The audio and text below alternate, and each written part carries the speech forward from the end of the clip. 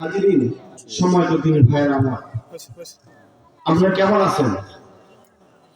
সারাদিন আপনারা কেমন আছেন?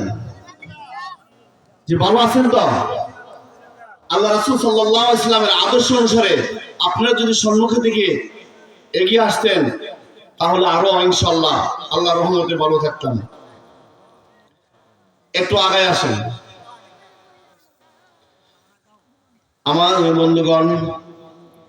মহান আল্লাহ রাব্বুল আলামিন বলেন, এই বিশাল আসমানকে বানিয়ে আমি আল্লাহ রাব্বুল আলামিন বলি নাই, আমি আসমানকে সুন্দর করে বানিয়েছি।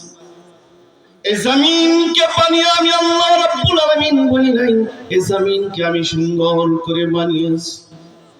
এই तमाम পৃথিবীকে বানিয়ে আমি আল্লাহ রাব্বুল আলামিন বলি নাই, আমি পৃথিবীকে সুন্দর করে বানিয়েছি। কিন্তু একটি নয়, দুইটি নয়, চারটির কসম করে আমি আল্লাহ রাব্বুল আলামিন বলি, ওরে মানুষ আমি তোমাদেরকে সুন্দর করে বানিয়েছি। তিন ফলের কসম,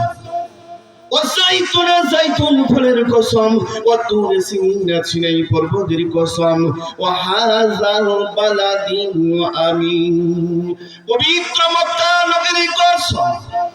এই চারটির কসম করে আল্লাহ রাব্বুল আলামিন বলেন, লাকাদ খালাকনাল ইনসানা ফি আহসানি তাকবীর।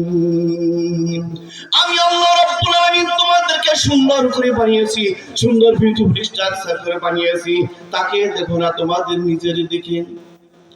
হুয়াল্লাযী খালাকা